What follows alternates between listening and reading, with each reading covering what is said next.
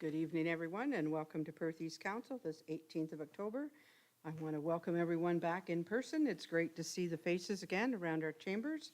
And first of all, before we get into the meeting part, I want to thank staff for all their hard work in making our council chambers look like it does today. They painted the walls, they physically painted the walls. They picked out the colors, they painted the walls, they helped pick out the flooring. They had the desks made, and it's awesome. Great. So thank you to everyone who contributed. So we'll call the meeting to order. If everyone could please bow their heads for a moment of reflection.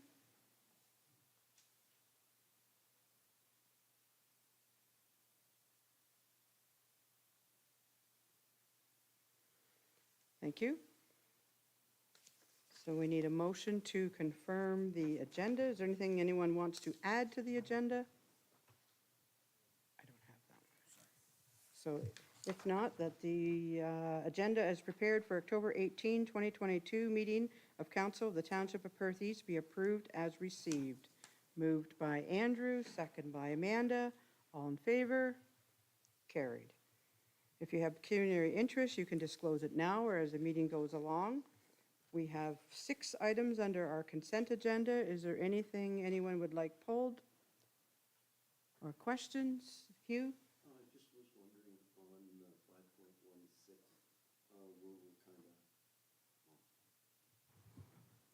5.16, I was just wondering under the 5.16, just where we're at about police boards.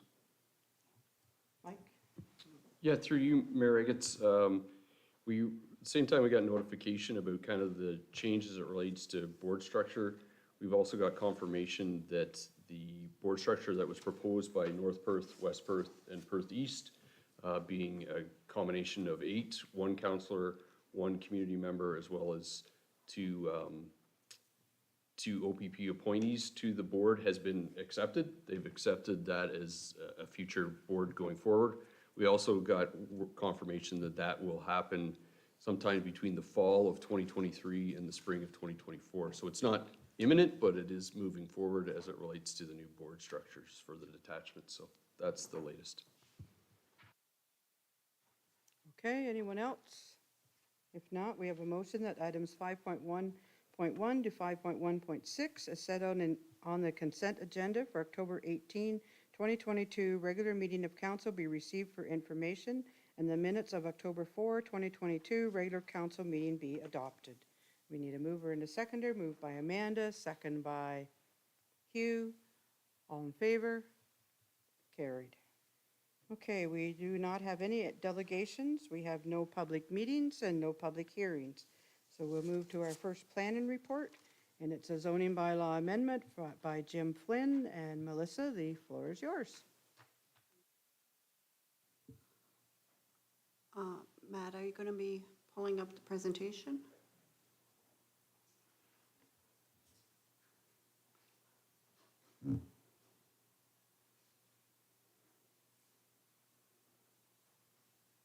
That's the one. Can you go full screen or not? That's it, I guess. Okay, thank you. So tonight I'm going to be presenting the Planning Department's recommendation to rezone the land at 2247 line 34 in Shakespeare. So next slide, please. So the subject land is located on the south easterly corner of the intersection on line 34 and James Street. The lot is rectangular in shape and it's approximately 2,428 square meters. The property to the east contains a dwelling and the land is zoned commercial C1, just like the subject property. And the land to the south has split zoning, commercial and medium density residential, with the majority of the site being zoned medium density residential.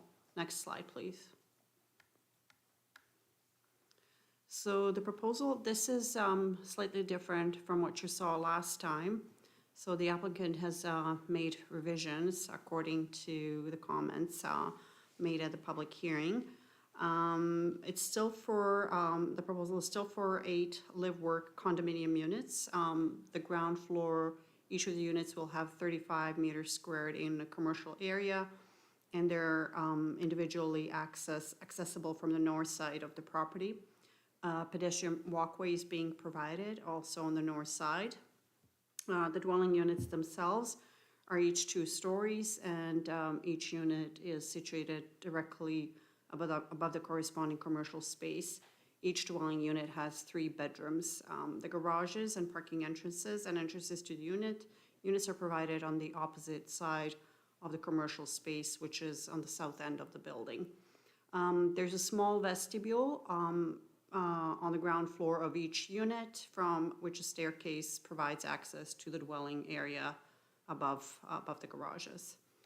The south side of the building and the dwellings units themselves are accessed from the internal private access aisle, which is connected to James Street. The land is regulated by MTO, and that's why there is that substantial buffer on the north side, which is 14.2 meters. So there are no driveways. There used to be driveways provided originally, but the applicant has chosen to provide like dedicated commercial parking along the southern edge of the property. So next slide, please. So this is essentially what this amendment proposes to do, and then this is captured in the provisions. To limit the non-residential uses, I'm going to show you the list of the uses, and the reduction is quite substantial. To prohibit outdoor storage, which is one of the uses that is permitted in C1. Reduce the rear yard setback to 3 meters. Allow parking in the interior side yard. That's the parking along the southern edge, and that parking is going to be 0.3 meters from the property edge. And then the parking ratios to be used, the proposal is to utilize one space per 30 square meters of the gross floor commercial area for commercial uses, and then residential parking will, they'll comply with a requirement, which is 1.5 spaces per dwelling unit. And lastly, to eliminate the requirement for loading space. Next slide, please. So these are the uses that they're proposing, and these uses are, in my opinion, more in compliance with the proposed use of live-work, which is live-work units, and they're proposing for commercial spaces, a business or professional office, home occupation, personal service shop, a rental shop, retail store, art studio or photography studio, retail use, accessory to the aforementioned 2, and dwelling units on the upper stories of a commercial building. In terms of the proposed uses, it seems appropriate to limit them so they're compatible with the small scale of the commercial spaces and the scale of the development and the residential neighborhood to the south. So next slide, please. So I just wanted to highlight, as you can see on these slides, the commercial uses that are currently permitted are numerous, and some are not necessarily kind of suitable to the residential, primarily residential character of this development, such as automobile repair and outdoor storage and stuff like that. Next slide, please.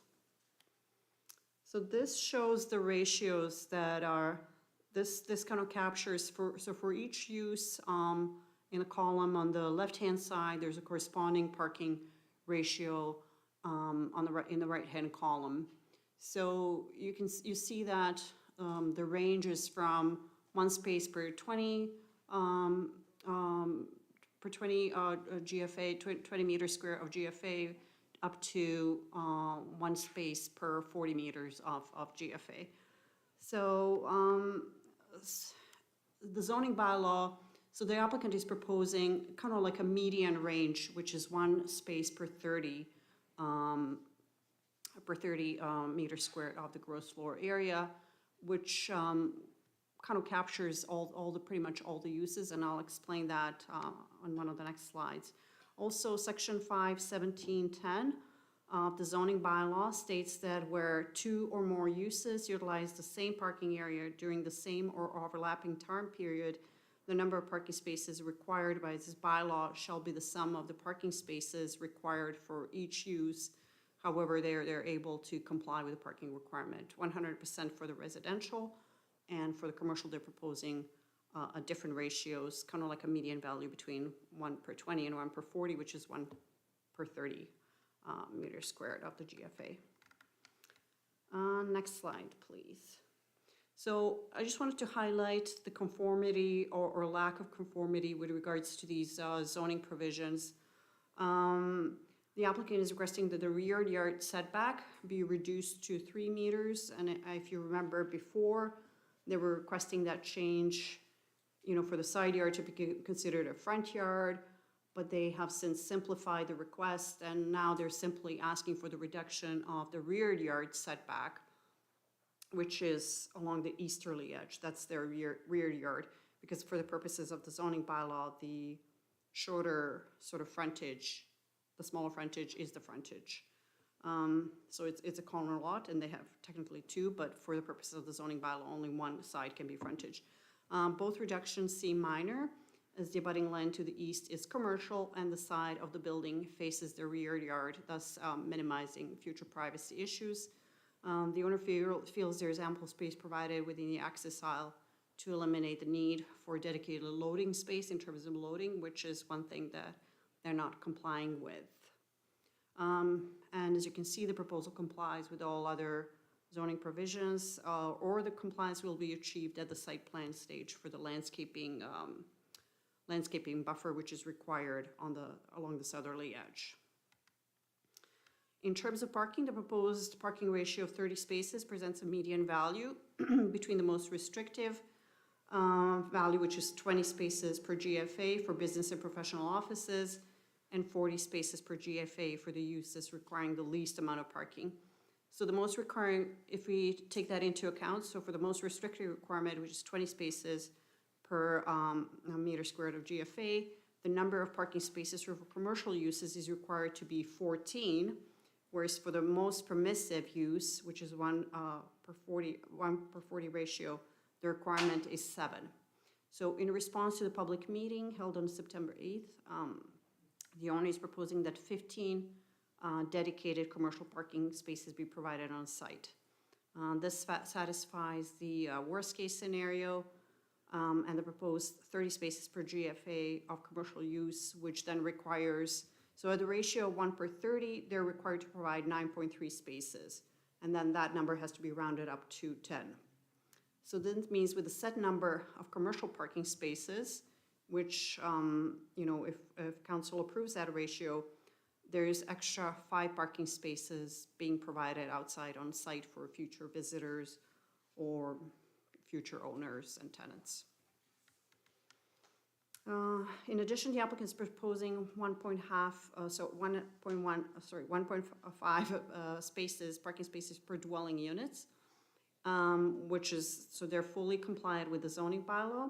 And they're satisfying the required number of parking. The cumulative number of required parking spaces is 12 because they have 8 units. And this will be, so the overall number will be satisfied like in the garages. All parking will be provided in the garages. And 4 units have double car garages, and remaining 4 have a single car garage. 9th slide, please. Next slide. So this is just like I'm showing you the slide of the zoning provisions. All this is captured in the zoning provisions, and that's where we're recommending that council approves tonight. And next slide, please, Matt. So next slide too, you can just run through that quickly. This is just kind of like as a refresher. This is still at the conceptual stage, and this is essentially what they're aiming to provide like in the future. And in the conclusion, a notice of public meeting was provided in accordance with the Planning Act and its regulations. The property notice was posted on June 20th, and the notice of public meeting was mailed to landowners within 120 meters of the subject lands on August 19th. The public meeting was held on September 8th. The correspondence that has been received to date is attached in the report, and this concludes my presentation. Thank you. Okay, thanks, Melissa. Are there any questions of the report? You? Thank you.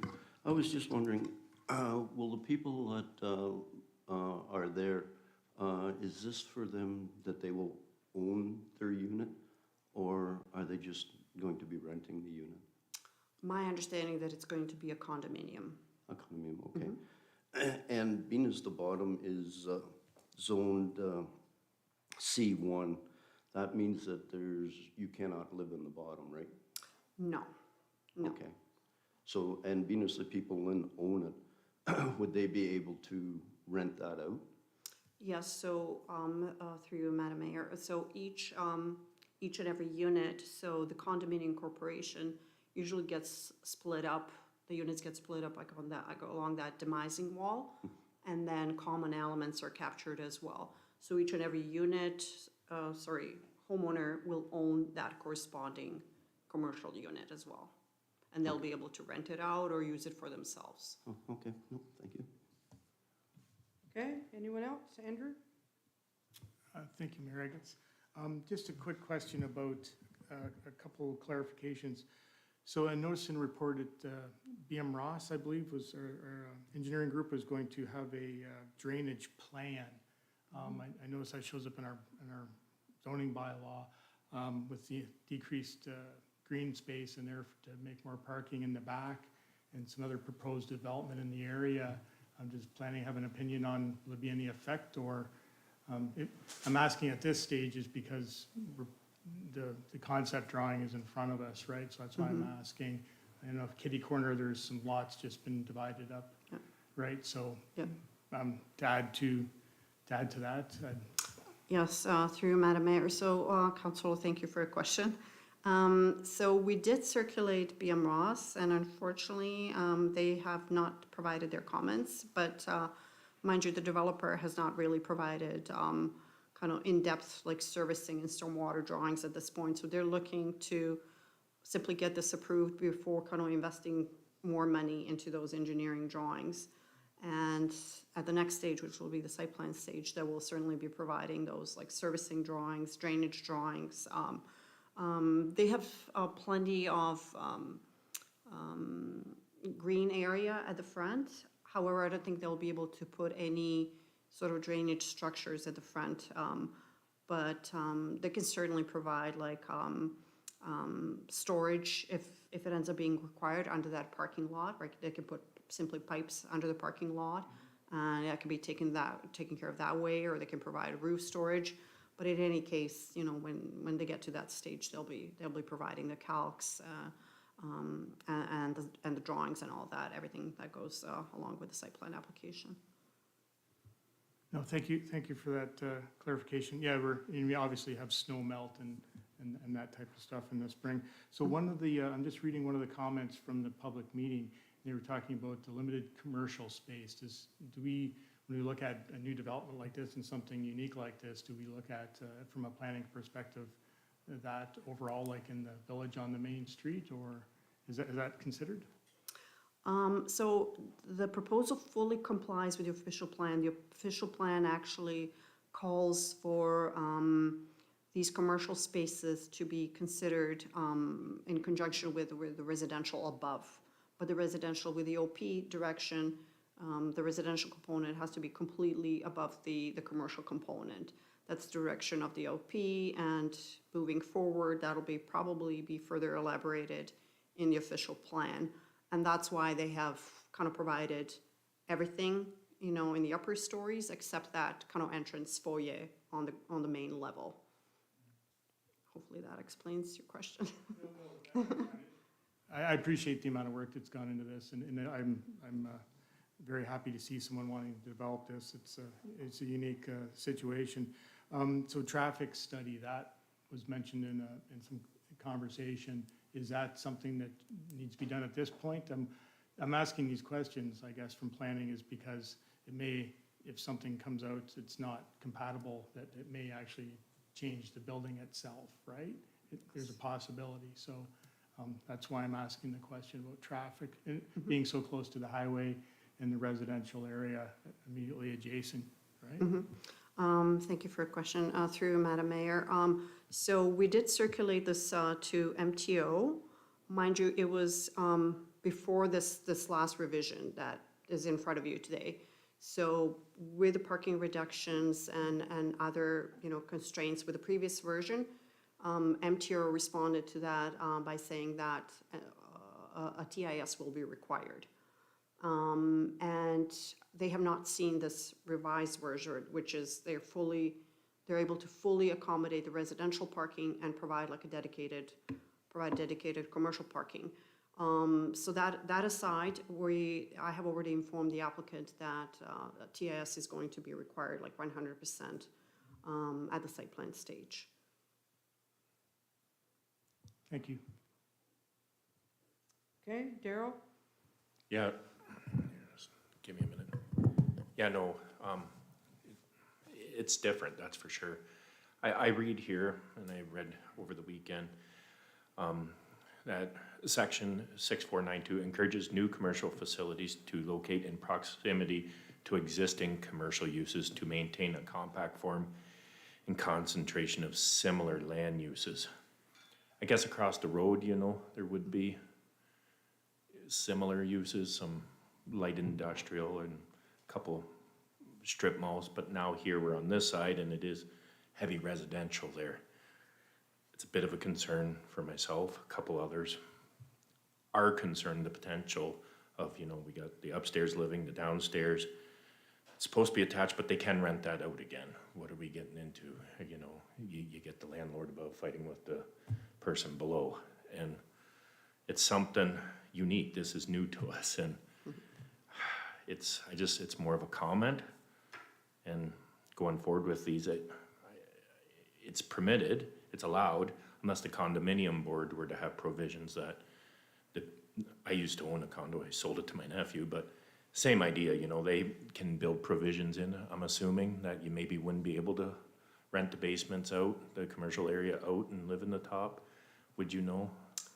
Through you, Madam Mayor, I think that's gonna unfold in the future. Like, unfortunately, I don't know how they're going to organize their condominium corporation, but usually, like with these like live-work arrangements, it's usually the owners themselves who are responsible to rent these out. And given that, the spaces are kind of fairly small or are more suited to like really like a small scale businesses such as, an accountant or like a small repair shop.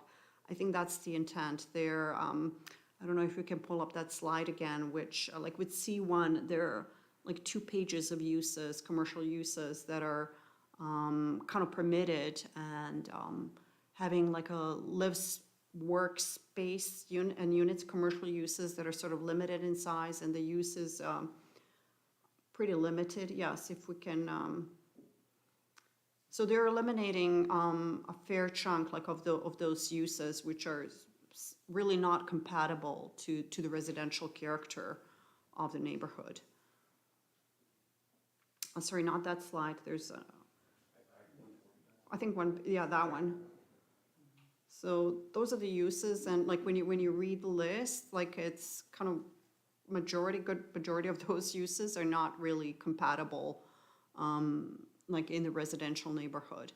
So this is a residential use, and it's only limited to actually the frontage of the building, facing the highway essentially, and everything kind of behind and above, behind only to the extent that, garages are accessed from the back, and, the main entrance is off of the back.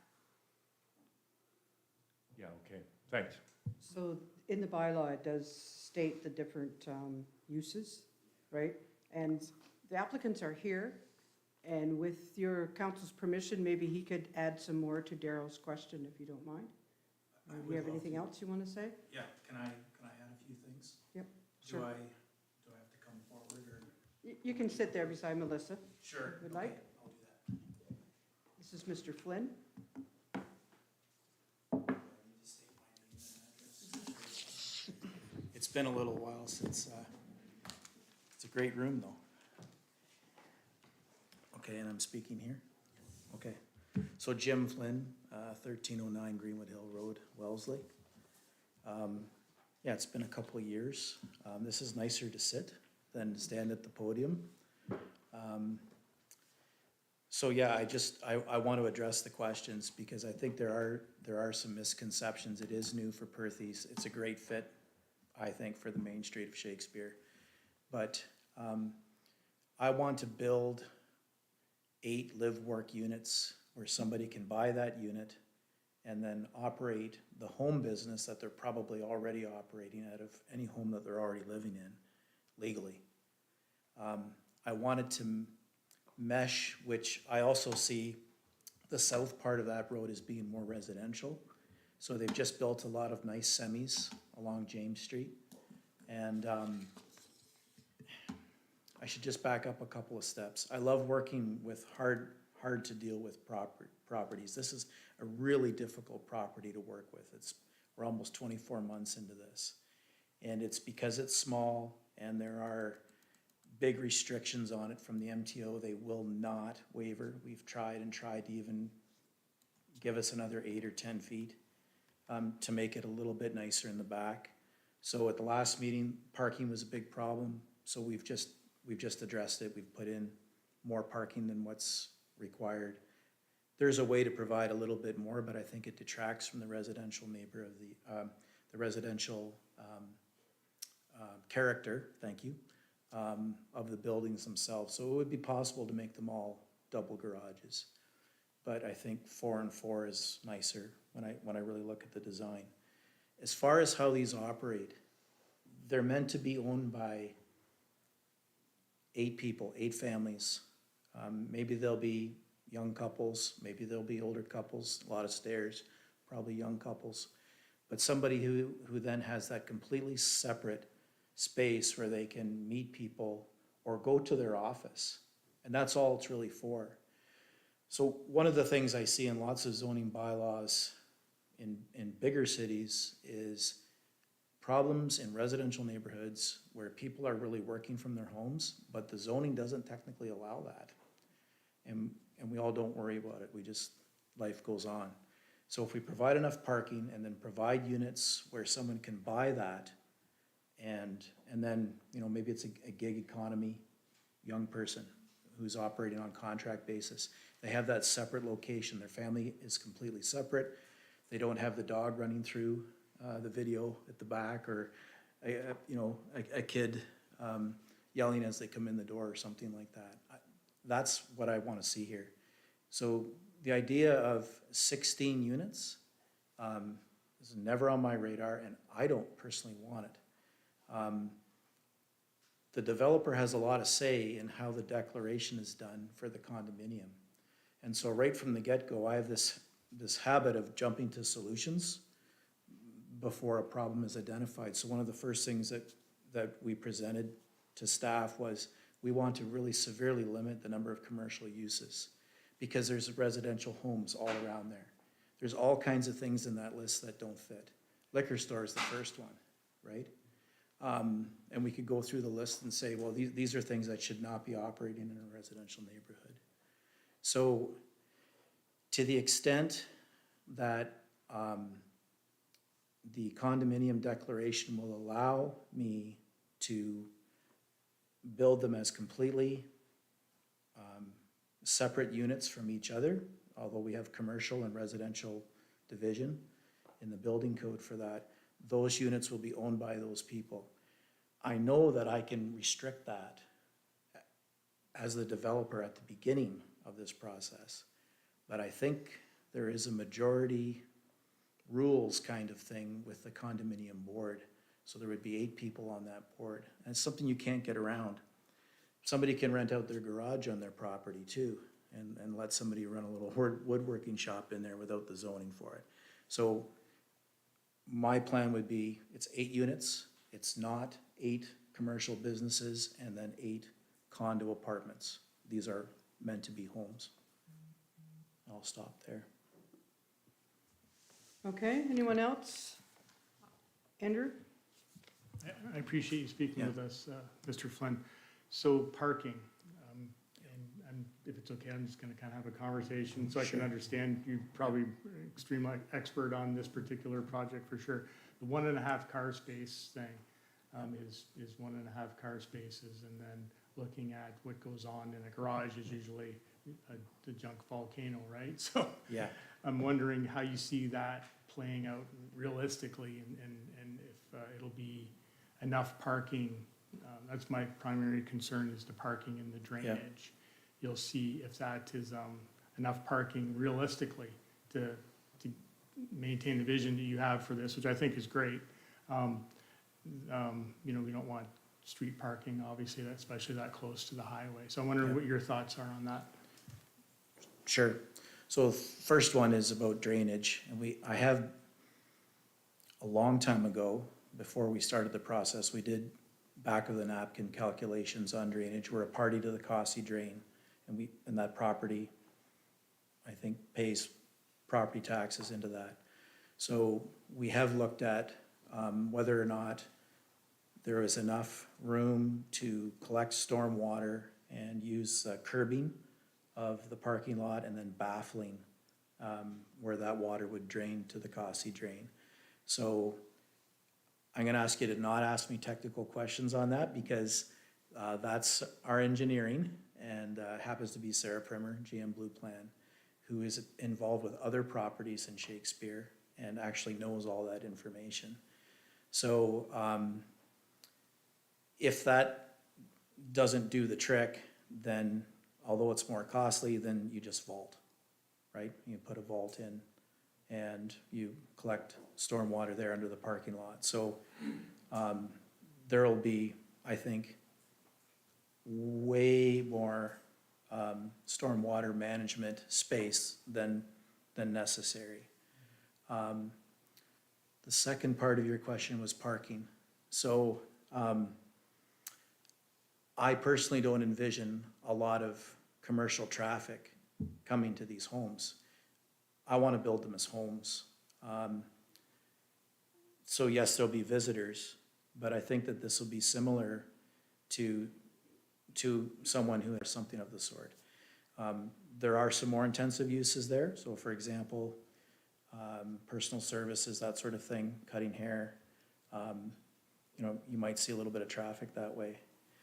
But there's 15 parking spots plus the garages. So I do think that that's enough. And I think if we make sure that we really limit the uses that would be high traffic commercial uses that aren't compatible in a residential neighborhood anyways, then I think you're really cutting down on that traffic in and out of that site. No, thank you. I'm just wondering if that area has even an outlet to a drain, right? Like I know surface water can run. I'm not expecting anybody to know that here tonight, but that's a bit of a concern in the south side of the highway in the village. So I'm just, it's a lot of roof and it's a lot of parking lot and sidewalks, right? It doesn't soak up a lot of water, so that's why I'm asking that. Thank you. Okay. Okay, anyone else with questions?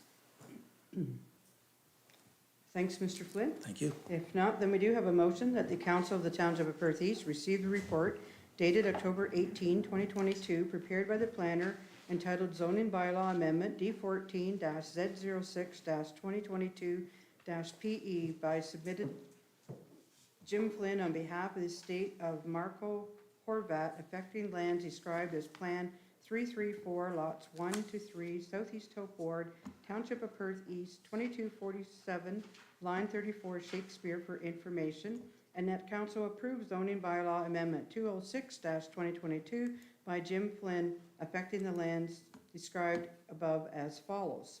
Now, there are 8 conditions with sub conditions, and it is in the council report. And the agenda is on the website, so with your permission, I'm not going to read all that because it's like a page and a half, and I'm not there. I can do the Reader's Digest version, so if that's all right with council, the conditions are there.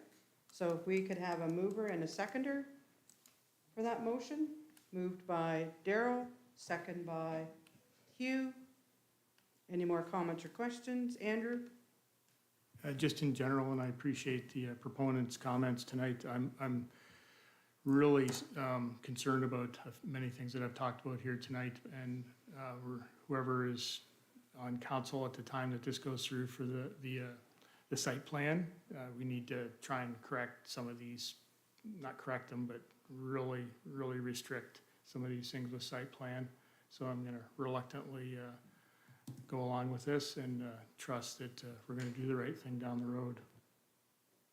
Okay, Daryl?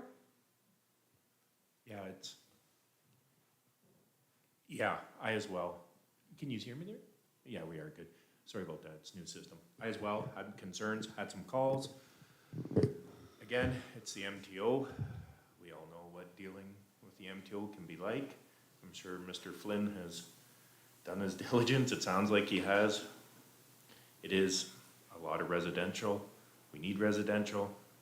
Again, Andrew touched on what may or may not happen in the bottom. And site plan control, I believe, as this goes forward from here, there is a list there. We pray that this stays in order, and I think it will. It's nice to see some development here. We can be fortunate. 20 years ago, the MTO, or the province dumped a bunch of stuff back to the counties because that's nice and smooth, and it's just these empty roads are busy, and I get their side too, right? But it is nice to see something happening here, so I as well am going to support. Thank you. Okay, anyone else? If not, all in favor? Carried. Okay, now we'll move on to our next zoning bylaw amendment, and that's for Joseph and Adina Bauman's property. Melissa? Thank you. So tonight, we're presenting the Planning Department's recommendation to rezone the land at 4348, line 72 in Perth East. Next slide, please. The owner is proposing to expand the welding manufacturing shop on the subject site as part of the on-farm diversified use. The rezoning amendment has been submitted in conjunction with the official plan amendment 210. The OPA was approved on October 6th, 2022 by the County Council. The OPA 210 and accompanying zoning application aim to rezone agricultural land to reflect the enlarged expansion of the manufacturing operation, increased yard associated with the operation, and increase in the number of off-farm employees from 2 to 5. The land fronts onto Perth Line 72 and is approximately 40 hectares with a frontage of approximately 305 meters. Currently, the area of the manufacturing shop is 512 square meters. In addition to the manufacturing shop, the property contains a barn, shed, and a house, and parking spaces associated with the welding assembly operation in the back. The manufacturing operation is in the cluster of the existing house and accessory buildings. All of the buildings and the accessory structures are connected by a common driveway that connects to Perth Line 72. The remainder of the land is agricultural and is cash cropped. Surrounding land uses are all agricultural. Next slide, please. So the subject lands are designated agriculture as indicated in the county official plan. Permitted uses include farming and agriculture, accessory dwellings, and secondary farm occupations. The applicants have applied for a site-specific official plan amendment to permit a secondary farm occupation that is larger than permitted by the county official plan. Provisions for the A zone allow for secondary farm occupations and buildings and structures associated with it. The manufacturing and fabrication of goods is listed as permitted use within the secondary farm occupation. Zoning bylaw sets the parameters for secondary farm occupation, and that total area, maximum floor area that anybody can have for a secondary farm occupation is 375 square meters with the outdoor storage area of 2,000 square meters. So these are the maximums. The use to be considered a secondary farm occupation must be secondary to the principal use of the farm for farming purposes, and not more than 2 off-farm employees, not more than 2 employees, or they're called also full-time equivalents in the zoning bylaw. The total area of the proposed manufacturing business following the addition will be 929 square meters, and the total site area of 3,898 square meters. The number of off-farm employees, the proposal is to increase them to 5. Next slide, please. There were no public comments with regards to this application. Planning Department is in support of this zoning bylaw amendment and recommends approval. Thank you. This concludes my presentation. Okay. Thanks, Melissa. Any questions on the report? Darrell? The request for 5 employees as opposed to the 2, do you know offhand again, and what's the rest of the county for that component of on-farm? Do you know? Where 2 full-time allowed? I recall once up north around, Durham, the township up there, I'm just drawing a blank on its name. They had an amendment in a farmer, and in the Western Ontario Farmer, and I think they opened it up to like 5 or 10 under secondary on a farm. So I'm a farmer, look, I get this. Where my concerns are is we do have the formula set out, and, you know, we have our industrial and residential, and of course, they're paying that higher bracket, and as much as I'm a farmer and I'll support the farmers, it gets a little silly, and I don't wanna be putting another burden onto other people, right? Just curious, what's the rest of the county for that? Do you have any idea? Through Madam Mayor, I can't speak for the rest of the county, but this increase in the number of employees, this is strictly for that secondary farm occupation. This does not apply to the rest of the farm. It's strictly that secondary business, if you will. And I don't know if you recall, but the township recently, about several months ago, there was another OPA, ZBA combination for, like, it was a very similar situation, and they also requested like 5 off-site employees. So like a fairly recent precedent, if you will. So it's been done already. Yeah. Yeah, no, thanks. It permits it, so I get it, but it's just the way we have things set up here. Okay, thank you. Thank you. Okay, any other questions? Seeing no questions, we have a motion that the Council of the Township of Perth East receive the report dated October 20, 2022, prepared by the planner entitled Zoning Bylaw Amendment D14-Z09-2022-PE, submitted by Solomon Martin on behalf of Joseph and Adina Bauman, affecting lands described as Lot 11, Concession 7, Mornington Ward, Township of Perth East, 4348, line 72, Newton, for information, and that Council of the Township of Perth East approve Zoning Bylaw Amendment 209-2022. We need a mover and a seconder. Moved by Jeremy, second by Amanda. Sorry, the report should be dated October 18th, not the 20th in the recommendation. Right, So fix that. okay, thank you. You still move it? Yes. Yes. Okay, so moved by Jeremy, second by Amanda. Is there any more comments or questions? All in favor? Carried. Okay, and now we're going to move on to a consent to sever by Caroline Baker on behalf of Reed's Heritage Homes. Melissa, the floor is yours. Thank you. So this application has been made by Reed's Heritage Homes for the purpose of severing the southwesterly industrial portion, or 1.97 hectares, of the subject lot at 54 Mill Street West. The purpose of the severance is to create a separate lot for ownership by Westbelt Technologies, the current tenants in the existing building at the southwest corner of the property. Next slide, please. So the severance application has been submitted in advance of the registration. I don't know if you recall the site, but this was recently presented to you. It was an extension. They were seeking an extension of the old subdivision draft approval. So this is severance application in advance of that registration of phase 1.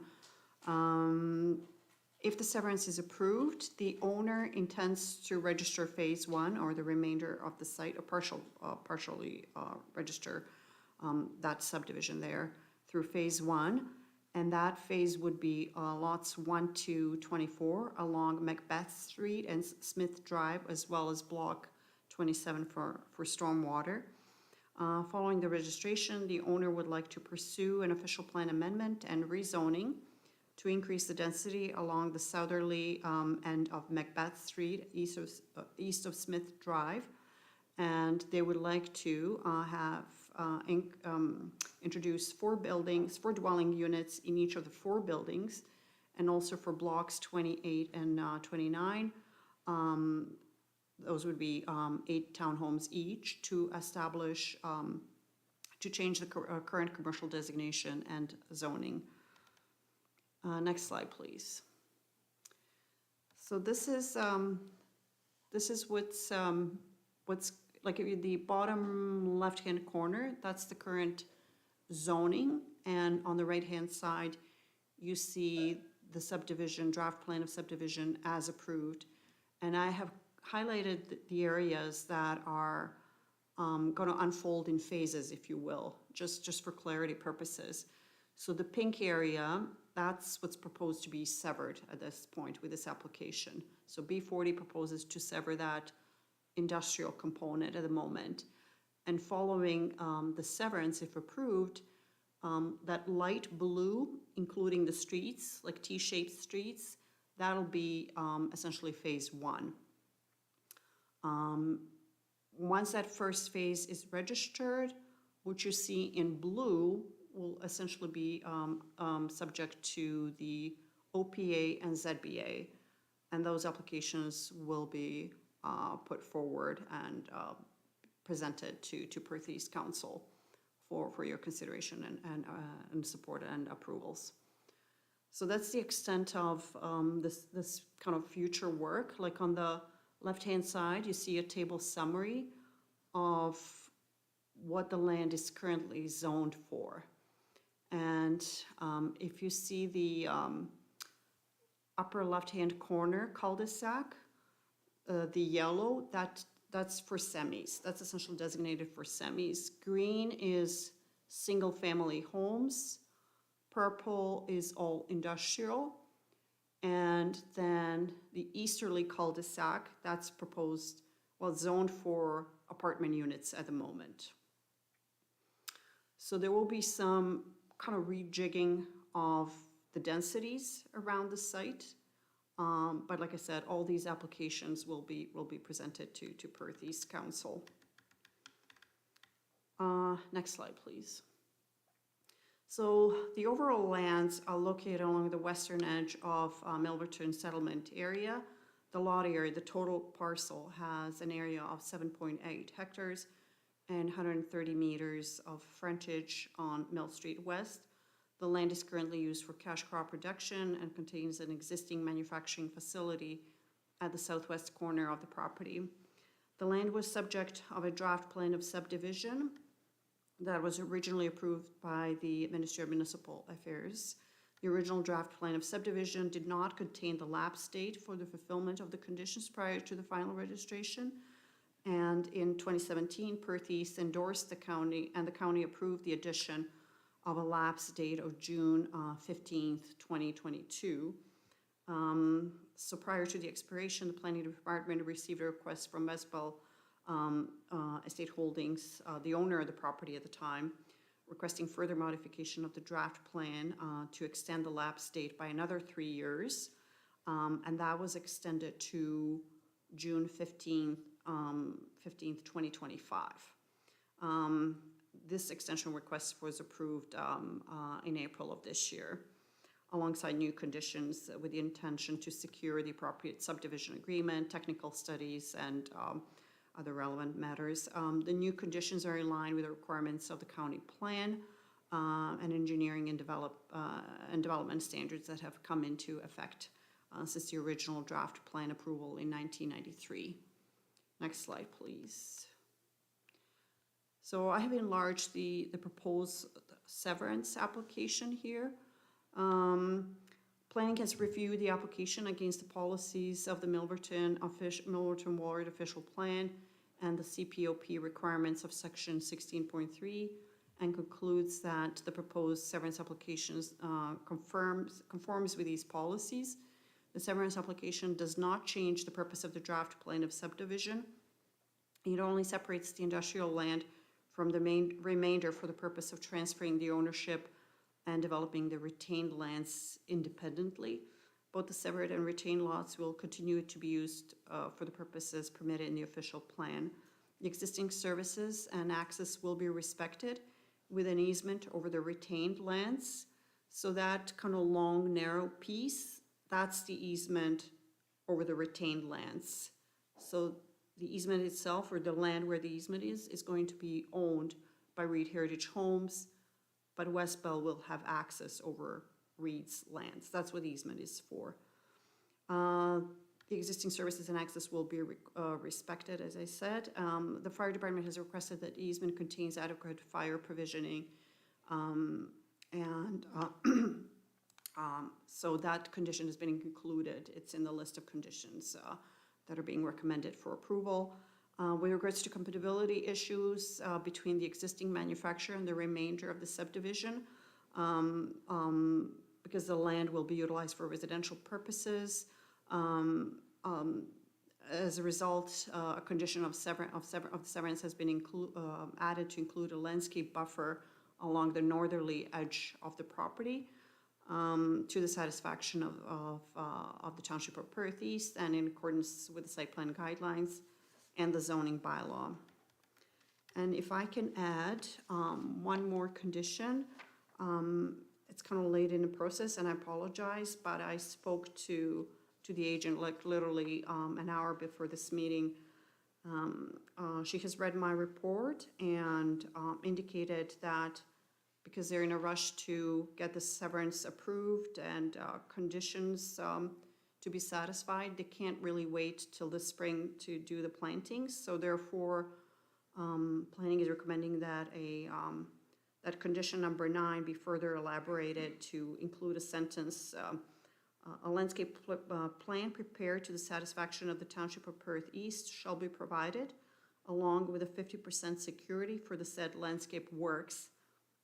The security shall not be returned until such time as the landscaping is installed on the severed parcel. Thank you. This concludes my presentation.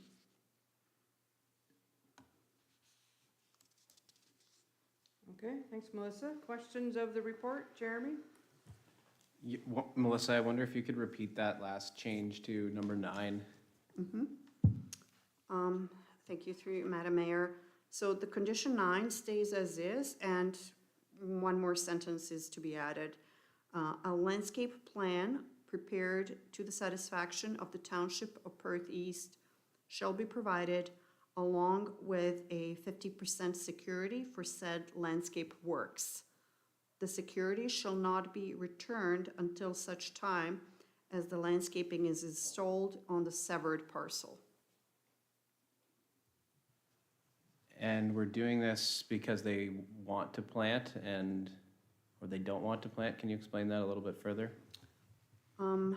Thank you, through Madam Mayor. So one of the conditions of the official plan, when in the official plan, when we're doing our evaluation of whether a severance is to be supported or not, there's a specific official plan provision that says that land compatibility issues are to be analyzed at that point in terms of whether the uses are compatible. This is an old subdivision, so we're dealing with the zoning that is in place, and we're dealing with the uses that are there, which is the industrial use. This plan of subdivision is already in place, so as a measure to kind of aid to that kind of compatibility or lack of compatibility potentially, it has been recommended to include that landscaping buffer. So the landscaping buffer is like 1.5 meters in width, in accordance with the zoning bylaw and site plan guidelines. Okay, I think I misheard you the first time. Sorry about that. Okay. Okay, Andrew? Yeah, thank you, Mayor Agatz. Just a couple of quick questions. One of them you answered there at the end, Planner. So this is currently inside the settlement area, correct? It's already in the boundary? Correct, yes. Okay, so it's already inside the settlement. And it's mentioning public meeting, and you briefly mentioned it. So has there already been a public meeting, or there will be at Land Division, a public meeting? So through you, Madam Mayor, so this is an information meeting and we're seeking essentially your endorsement of the applications. If an application is contentious, then it goes, or there is no support for a severance application, then it goes to the Land Division Committee. So tonight, we're just making a recommendation to Yes. County Land Division. So again, once again, the public meeting component mentioned in there, that will happen, it says if required, so that's depending on the Land Division decision. It depends on your decision tonight, whether you support it or not.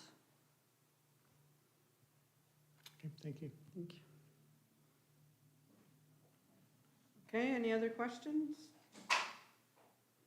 If no questions, we do have a motion that the Council of the Township of Perth East receive the report dated October 18, 2022, prepared by the planner entitled Application for Consent to Sever, number B40-2022, submitted by Caroline Baker on behalf of Reed Heritage Homes, affecting lands described as Plan 363, Part Lot 416, RP 44R2796, Part 1, Milverton Ward, Township of Perth East, 54 Mill Street West, for information, and that council recommend that the County of Perth Land Division Committee or its designate approve the application for consent to sever, number B40-22, subject to the following conditions. So I'm going to condense some of the conditions. Some of them I'm going to read them all out. So number one, these are county conditions. Confirmation be received from a solicitor that the certificate of the official will be scanned and attached to the electronic registration of the transfer. Number two, the Land Division Committee be provided with a description that is consistent with the application and equal to that required for registration of a deed/transfer or other conveyance of interest in land and the provision of the Registry Land Act.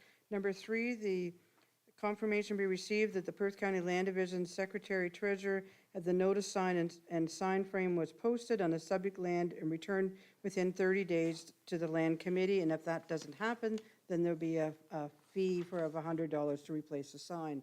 Number four, the undertaking be received from a solicitor stating that an interest in land in the form of an easement over a portion of the retained lands in favor of the severed land approximately 20 meters by 179 meters along the easterly edge of the severed land as per the attached sketch. The easement described herein is for ingress and egress, drainage for stormwater, utility servicing, and access for the maintenance and repair of shared driveways and servicing. The next 5 conditions are Perth East. So number 5 is all taxes are paid in full. Number 6, all financial requirements have been met. Number 7, the confirmation be received from township that the municipal drains be reviewed and updated. Number 8, confirmation from Perth East that the severed/retained lot has been assigned a municipal address as required, and the lot contains a municipal address sign with the cost of any new signage required be borne by the owners. Number 9, confirmation from Township of Perth East that the landscape buffering along the northerly edge of the severed land has been provided to the satisfaction of the township in accordance with the site plan guidelines and the zoning bylaw. Alternatively, a landscape plan prepared to the satisfaction of the Township of Perth East shall be provided along with a 50% security for said landscape works. The security shall not be returned until such time as the landscaping is installed on the severed parcel. And number 10, confirmation from Perth East, all requirements pertaining to the fire route contained within the easement have been provided to the satisfaction of the township in accordance with the site plan guidelines. Sorry, Madam Mayor, if we can eliminate that word alternatively, please. Oh, 9, sorry, I So didn't have that. 9, Alternatively, a landscape plan prepared. yeah, so starting at a landscape plan, but just eliminate alternatively. So it's not either or, it's a landscape plan is to be prepared okay, so with get rid of the security, and then the guidance is that the site plan guidelines document and the zoning bylaw. So a landscape plan is to be prepared to satisfy those documents. Okay, everyone got that? Okay, perfect, I'm not gonna repeat it. Do we have a mover and a seconder? Moved by Andrew, second by Hugh. Any more comments or questions? All in favor? Carries. Thanks, Melissa. Now we're going to move on to the CAO report, and we have the Enbridge Gas franchise agreement. Mike? Yeah, through you, Mayor Egetz. This is basically an extension of kind of an existing agreement that is fairly common across the province, and we do have representatives here from Enbridge if there are any questions from council as it relates to it. But really, the franchise agreement allows Enbridge access to our right-of-ways to extend services and maintain their existing services, and this is an extension of that agreement. Now Enbridge is our provider. The previous agreement was actually with Union Gas a number of years ago, and we're trying to get the jump on it. There is a formal process as it relates to approvals through the Ontario Energy Board, so this is kind of step one of that process. But Brian Lenny is here from Enbridge via Zoom, so if there are any questions in particular, he can probably address them from the Enbridge side of things. Thank you. Okay, any questions from council?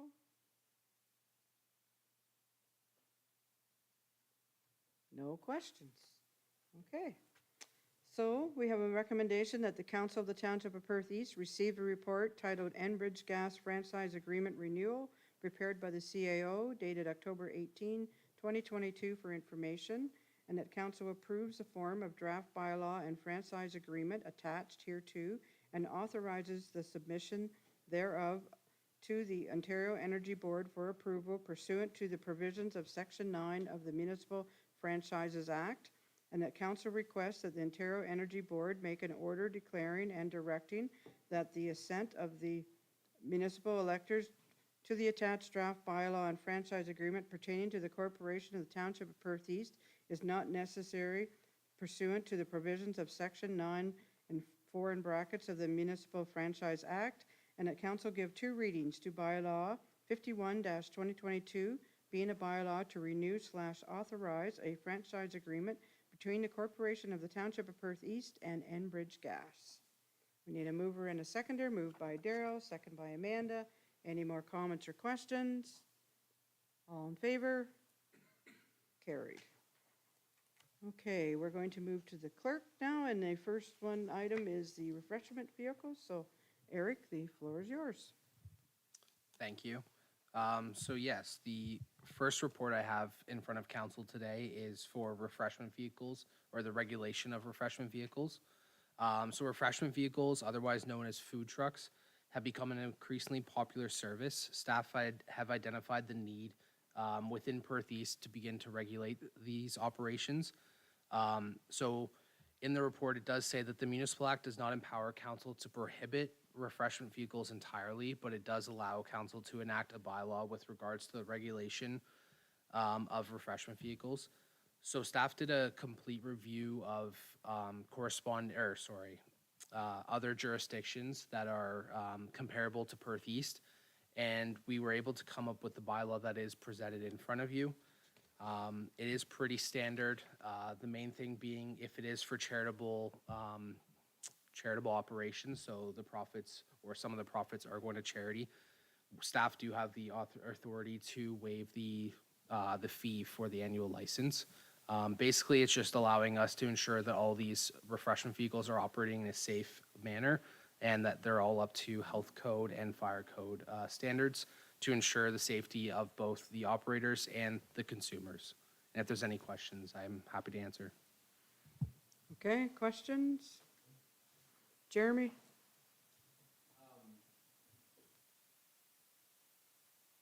Sorry.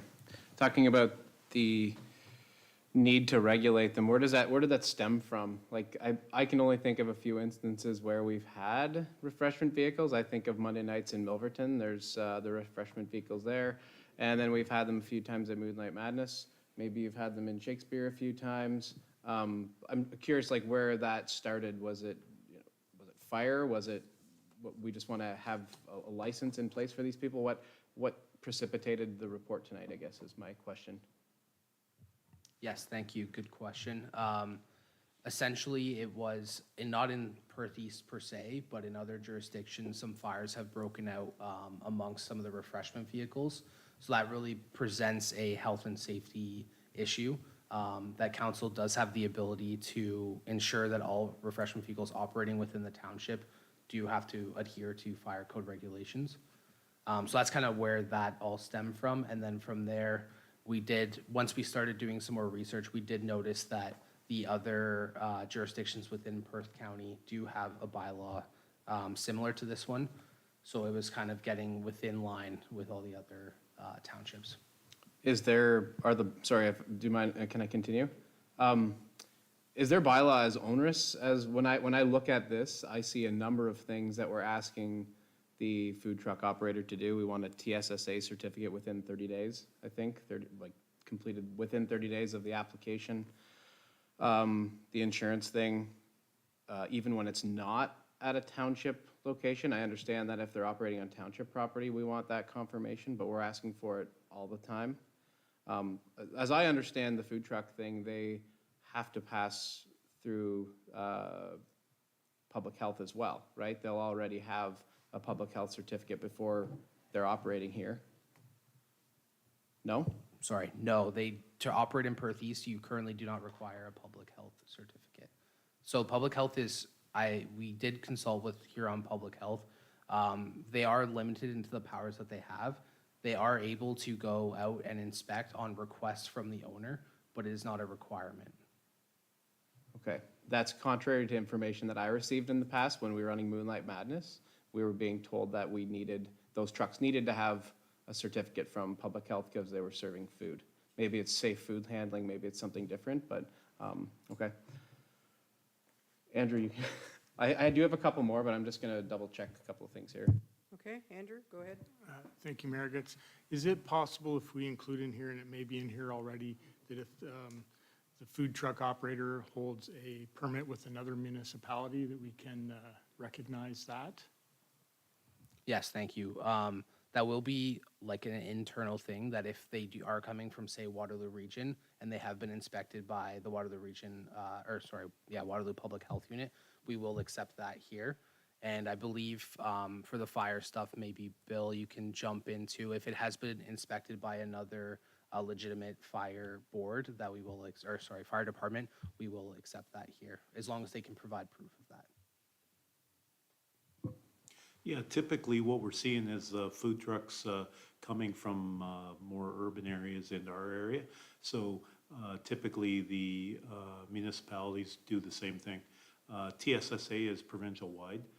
If they're operating gas-powered appliances in those vehicles, they have to be inspected by TSSA. So that's going to happen anyways. If a vehicle's coming from Kitchener and the Kitchener Fire Department has done an inspection, we're certainly going to be okay with that. There's no sense that we're not going to try and duplicate anything. But this, the bylaw does allow room for the clerk and the fire chief to approve those previous inspections. So that is in there now, what Andrew just brought up, that if it's been that it's approved by someone else. I didn't catch that, but that is in there now? Yeah, that would be an internal process that we're going to follow. So it's not specifically written in the bylaws, so that we can certainly make that amendment if deemed necessary. But we do have like an internal process we are ready to roll out in the new year, and that was that we were going to accept from other jurisdictions. And I have checked with the health unit, and they do also accept inspections from other jurisdictions. Okay, Andrew, keep going. So to follow up, that would be at no cost. There'd be no fee, correct? Or what were you planning for that one? So yeah, there is a $250 annual license fee, so that's once a year. Again, if they are solely operating for charitable reasons, then we are able to waive that fee, so it would be at no cost to the operator. Sorry, I apologize, I wasn't clear. If someone comes from another municipality with a valid permit that includes all the stuff we talked about, will they have to pay a fee also? Yes, they would be required to pay the $250 fee unless they are operating solely for charitable donations or charitable reasons. Okay, Daryl? Yeah, no, I'm familiar with the safe food handling and registration of a licensed food processing handling from my parents' business. I myself have my safe food handling license, just redid it. Yeah, I read this, and my concerns are with the fee. There's a couple of these people only coming in once. In time, you pay some staff. They only come once, twice a year. $250 is pretty stiff. We want to encourage our downtowns. I just don't know if we need to be charging that kind of money. And the component of that the vehicle has to be inspected, because that is great. It doesn't have to be. I do like the idea of a safe food handling license, that they show that so they know. But as far as the vehicle being inspected and certified and on an inspection program, that adds more cost. It already will be TSSA approved. I mean, I can't say, but it's safe to say 99% of these food vehicles are TSA. They're all legit. It's getting more legit all the time. They are. So I like what we have here. It takes some onus off us for an explosion or something. It's the $250 I don't know about, and as far as the requirement to have the vehicle it's self-inspected. I don't think we need that from the health unit. The vehicle itself, we're asking for a safety certificate in here, right? The commercial vehicle requires that every year anyways, or how often does a commercial vehicle need that inspection done? I'm not 100% sure. I can definitely get back to council on that one. Other questions, Amanda? Oh. Go ahead. Sorry. Just regarding the way it's written now, in some cases, we've seen food trucks come in and a portion of the proceeds would go to charity, but not entirely.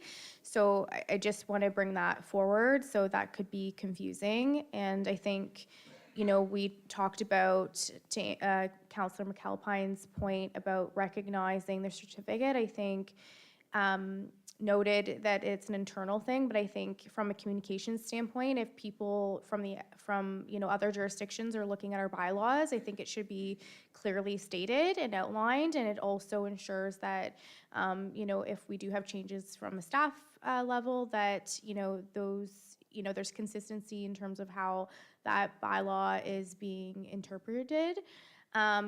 Also, with regards to Councillor Hurlick's comments regarding the fee, I think, again, we are trying to encourage businesses to come here, and I think it's a deterrent now, especially, I don't, if we're asking for a fee, it's usually because there's some level of cost to the municipality to, inspect or what have you, and if, we don't have a lot of that now, I think perhaps that component could be dropped, but keep some of the food element and the fire element captured. I think from my perspective, those are some of my comments and feedback on this proposal.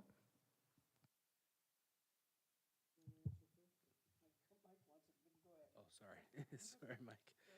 So yeah, the fee is consistent amongst the county.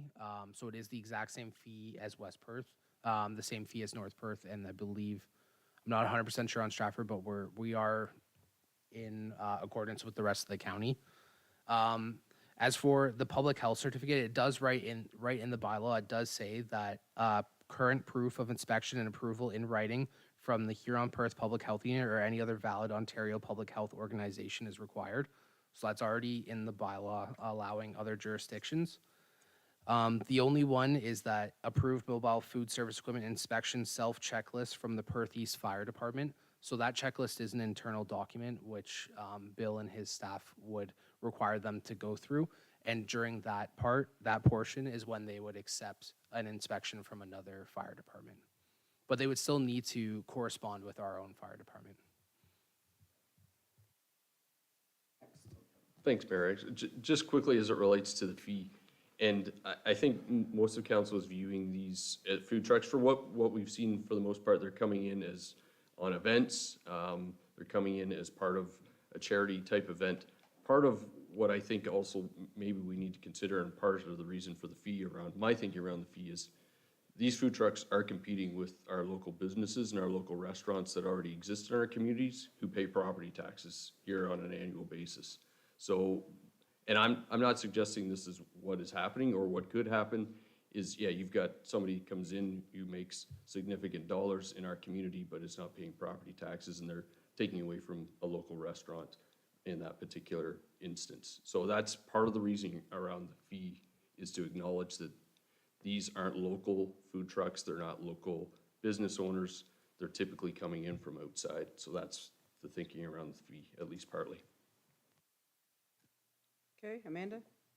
So I have a food truck in Ellis Ward, and so they are local, and so I think I want to recognize that I hear your thinking. I think it's a good argument, but I think it's important to recognize that we do actually have some businesses right here in the township, and I want to recognize I do have a food truck in Ellis Ward, so I think this would be a burdensome thing. I had the opportunity to, see them at an event here in Milverton, and it was so great to have them out, and speaking with them, they have faced a lot of hardship in the last few years, and so to me, this is an added burden. And so I feel like that's also something that this is very new to us. So I think, baby steps, perhaps.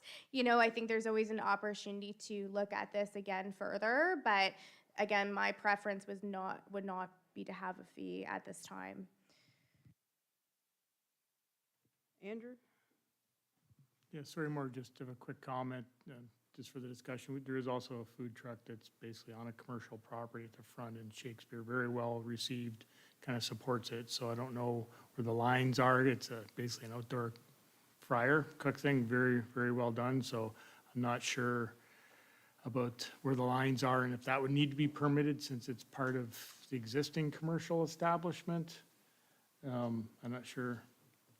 I'm concerned about the same thing as Councillor from Ellis is saying that, it may not be fine-tuned enough to meet our current needs, so.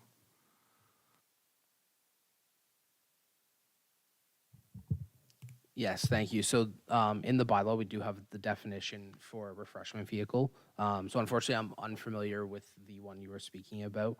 But the main things is that it is also commonly known as a food truck, a commercial operation from which food is cooked and/or refreshments prepared, carried, and offered for sale for consumption to the general public, and shall include a conveyance provided with or without wheels or runners used for the carriage of persons or goods, and shall include but not limited to a car, truck, trailer, motorcycle, cart, carriage, container, wagon, snowmobile, all-terrain vehicle. Hopefully that provides a little bit of clarity. Unfortunately, if I knew which one you were talking about, I could maybe chime in a little bit more, but I just want to let you know the definition was in the bylaw. Jeremy? The exemption that we're talking about here for the charitable organizations, we have exemption as 5.2. Is that the one we're talking about? Or are we talking about the, because 5.2 refers to a mobile barbecue operating in conjunction with a charitable fundraising event. Or are we talking about something different? We are talking about 5.3. A licensee may be exempt from the provisions of section 2.12.1 if they are operating solely for charitable fundraising events. Okay, thank you. And just for reference, I pulled it up quickly. The food truck event that happened in Milverton over the last summer raised $4,771 back into our community nonprofit groups. So almost $5,000 with those food trucks they raised for our community organizations. Okay, Daryl? Yeah, just final thing here.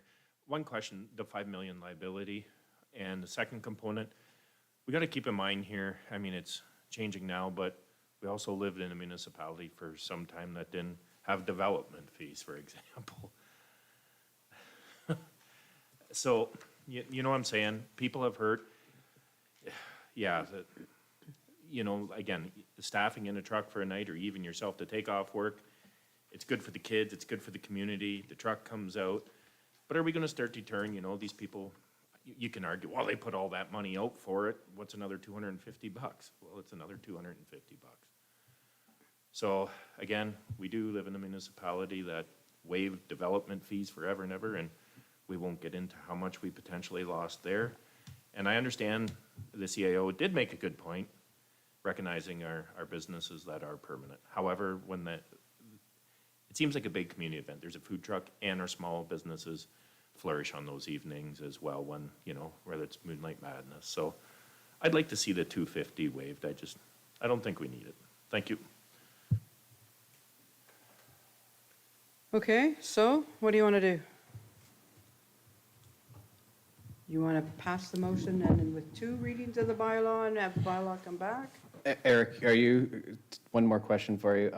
You're confirming that this bylaw that we have here is the same as the one in West Perth and North Perth, or have we varied it from what they have in place now? We have varied it a little bit. Mainly the charitable part of that is, so that wasn't included in their bylaw. So that is something we did add in. Everything else is pretty much standard with West Perth, and North Perth we looked at too, but West Perth was really kind of what we built off of. And then I think we had a little bit different of the location requirements, just to throw in, because we have so many municipal drains, to ensure that no leakage or dumping of any kind happens close to a municipal drain. Okay, any more questions? Andrew? Yeah, we can go ahead with this, I guess, but I'm fine with going ahead with it. I think that we need a little second sober thought and maybe bring it back for the last one after we have a little time to digest the comments tonight. So however we want to wrangle that, that's fine with me. Well, we can give it 2 readings tonight, right? And is that what you want? You want 2 readings and then the 3rd reading to come back? That might be a little different, or you want to defer everything and then have Eric bring it back and some of the comments that are made here? If I could recommend, maybe we'll do the 2 readings with 2 amendments. I'd move that we remove the $250 fee, or maybe just the $250 fee. I still question where the $5 million liability, what kind of research went into that, if that's a standard on these food trucks, I'm not sure. Like, maybe, if you could answer that. Yes, thank you. That's from our insurance company. It's the standard now. If that's a motion, I'm happy to second it, and I have some comments. Okay, so I'll read. The Council Township of Perth East received the refreshment vehicle bylaw report prepared by the acting municipal clerk dated October 18, 2022 for information, and that council give 2 readings to bylaw 52-2022, being a bylaw to license refreshment vehicles and regulate refreshment vehicles within the Township of Perth East. Okay, do we have a mover and a seconder for that? Moved by Daryl, second by Amanda. Okay, so Amanda, go ahead. Yeah, so I just want to circle back on some of my comments. So I think I want to make 3 points that this is what I would prefer that we would see in a revised version, waiving the $50 or $250 fee, the fee component, clarifying the charitable component, given that we know that there's certain events where it's not all of the proceeds go to charity, but a portion, so what applies to which, and the recognizing of permits from other municipalities, I would like captured from, just ensure from a clarity and communications perspective. So the question I have then for you, so if the money's not all coming back to the township, you want them to pay part of a fee then? I think we need to clarify that. So I think the way it's read now is that if all the proceeds are going to charity, actually, could you count or Yeah, sorry. The way it is intended is for if they are operating solely for charitable reasons. So if they are operating in the township to support a charitable foundation or a charitable event, then it would be at the discretion of the clerk to waive that fee.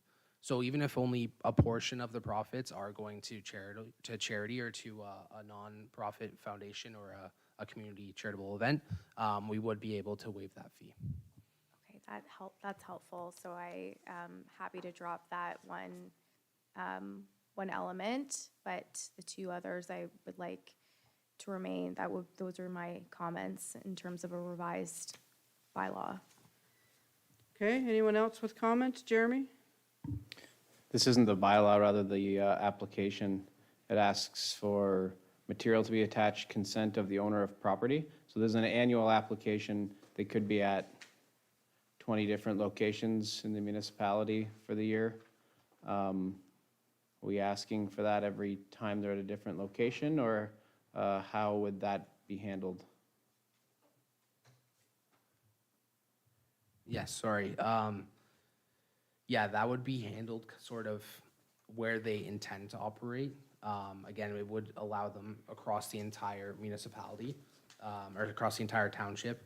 But if there were, like, if they were intending to operate, say, for just an event or for Food Truck Mondays in Milverton, we know that has a static location, that they could put that right on the application, and we can be aware of that. Okay, anyone else? You? No, I think what everybody's getting at is, we have people that run food trucks in Perth East, but they go to sales, so they go to different locations all the time. So they would just get the one permit, but that would allow them to go anywhere in Perth East, right? Yes, that is correct. Yeah, like they wouldn't have to tell you every time that they were going to a different place.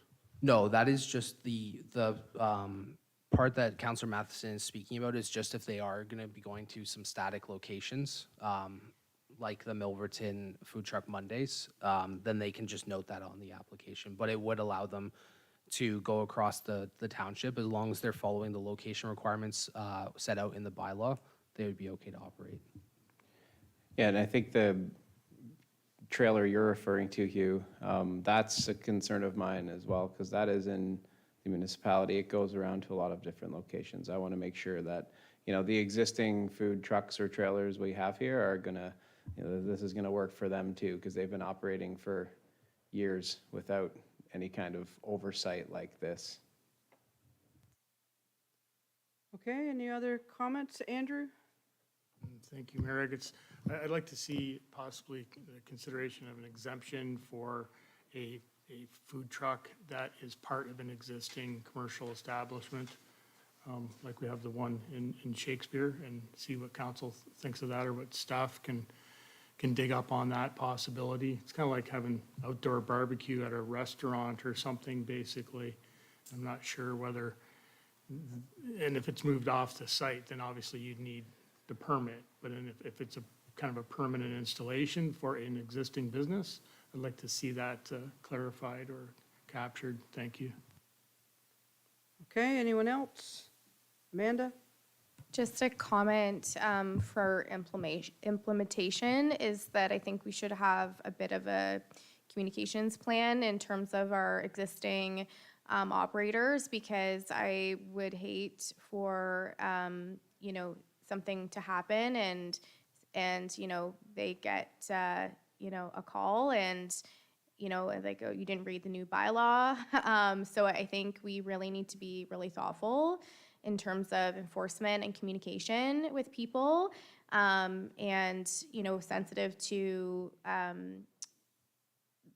not burdening businesses with more red tape. So I think that's something that I would really like to see is a plan of how to reach out to those folks that we know are existing and operating in the township of Perth East. Okay, anyone else? Does everyone remember the motion? We received it for information, and we're going to give it 2 readings. All in favor? Carried.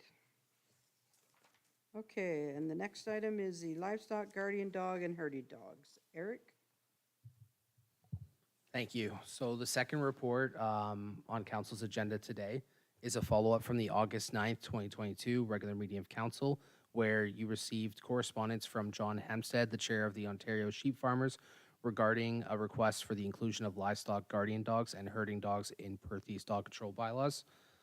So staff took that request and we did some analysis, and after review of our current bylaws and the requests that were in the correspondence, We have come back to council with the proposal of amending the current keeping of dog bylaw to include the definition livestock guarding dog, or guardian dog and herding dog, and that dogs whose primary function is for the purpose of predation, prevention, control on farms owned by registered Ontario livestock farmers are exempt from paying the annual dog tag fee, but are still required to register their dogs annually with the township.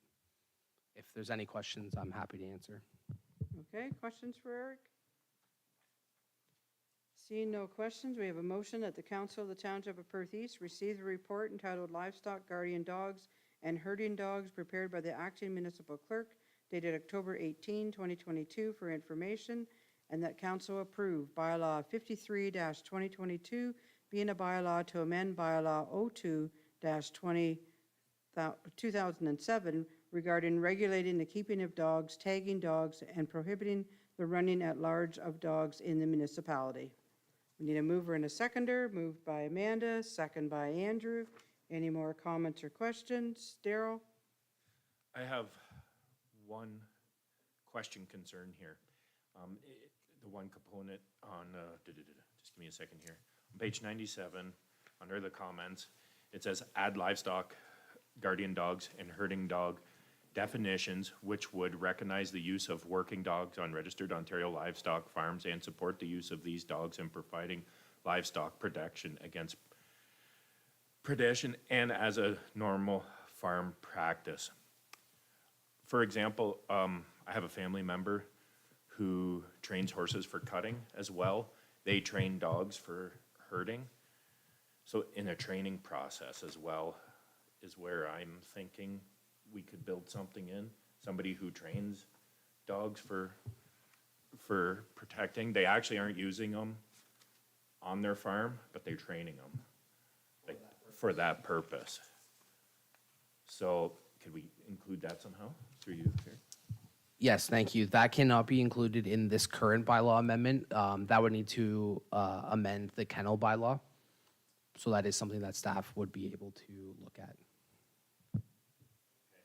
And that will come back in November, the kennel bylaw. So we'll take a look at that then. Okay, anyone else? All in favor? Carried. Okay, now we're going to move to finance, and the first item is delegation of authority taxation extension agreements. Paula, the floor is yours. Thank you, through you, Mayor Eggets. My first report in front of council tonight is requesting council to delegate authority to the treasurer to enter into extension agreements under section 378 of the Municipal Act. And this was brought about because the passing of Bill 68 has provided the ability for council to delegate this authority to the treasurer to enter into these extension agreements. And this is with the goal in mind of stopping tax sale process and eliminating properties going for tax sale, as well as providing additional privacy to the residents, as those agreements would no longer have to come before council in a public manner. And by entering into an extension agreement, staff are provided the extra tools within their toolbox to work with residents that may be struggling to make their payments as required. And that would provide an extension of that 1 year time frame that they have to pay.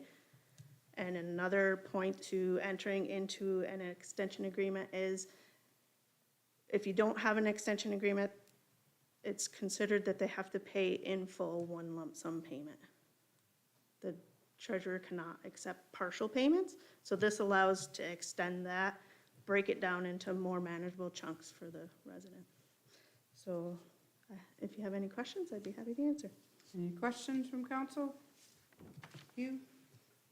Yes, how long can you keep extending it? Like, how long can you put it forward? That's a good question, through you, Mayor Eggets.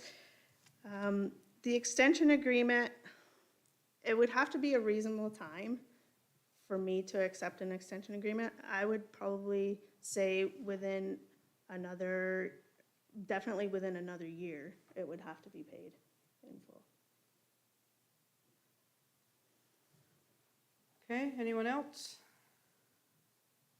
Okay, we have a recommendation that the Council of the Township of Perth East receive the report prepared by the treasurer dated October 18, 2022, entitled Delegation of Authority, Taxation Extension Agreements be received for information, and that council delegate authority to the treasurer to enter into extension agreements pursuant to Section 378 of the Municipal Act 2001, and that bylaw number 54-2022 attached to this report be approved. Moved by Andrew, second by Hugh. Any more comments or questions? All in favor? Carried.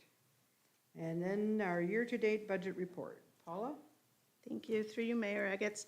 Council has before them the year-to-date reports through October 12th of 2022. And it just states my report states the benchmarks that we're looking at. And to date, general expenditures are at 67%. Our general revenues are 74%. And for the water and sewer systems, the expenditures are 70%, and water and sewer revenue is at 93%. So just a straight analysis, variance analysis would be 75%, because it's 3/4 of the year, would be expected. Now, it's still trending that the energy costs are trending high, and we're very well aware of that. We're sitting at 90% of the budget right now, where we should be 77%. So we're closely watching that, hoping things will level out a bit. We're getting close to the end of the year. It's getting to the colder season, so I anticipate those will be over by a little bit. And on a good note, the salaries and benefits, we're on target with those.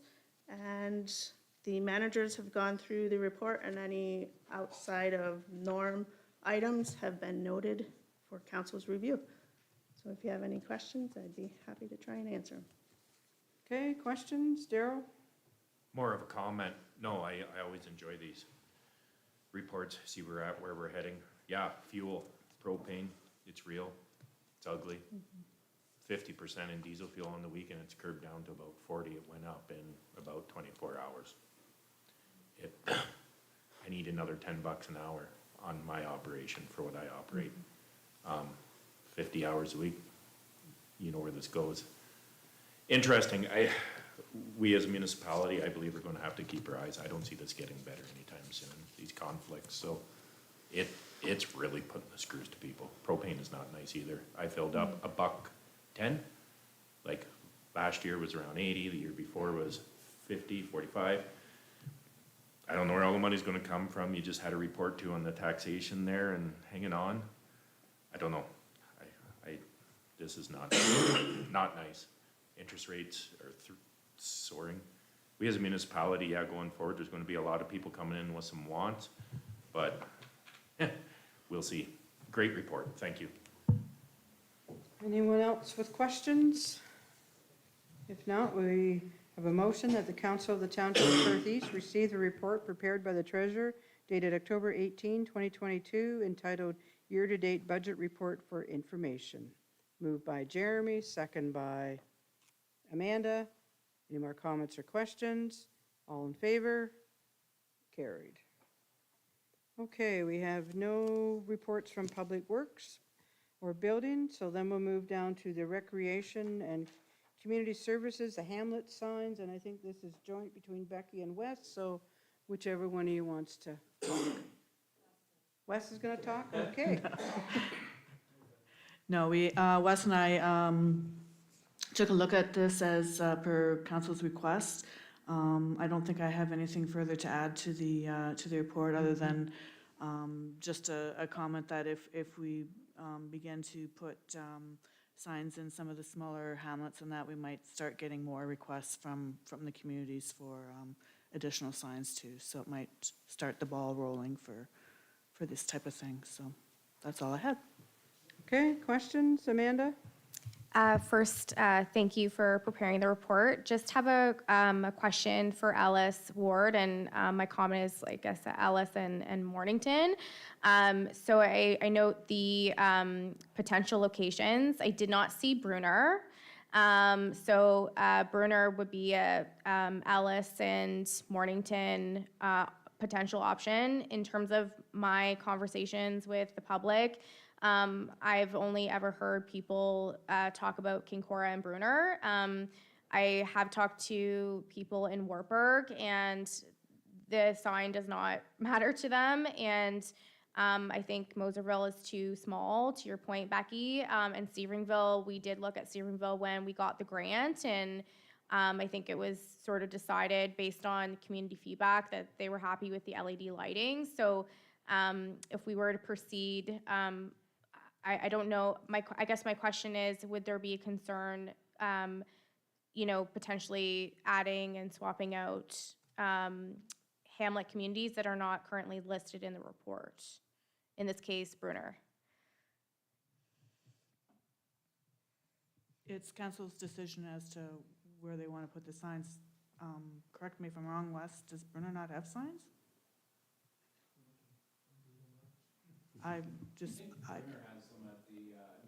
East and west ends. They're just the blue signs. Yeah, that's all we're talking about. Oh, right.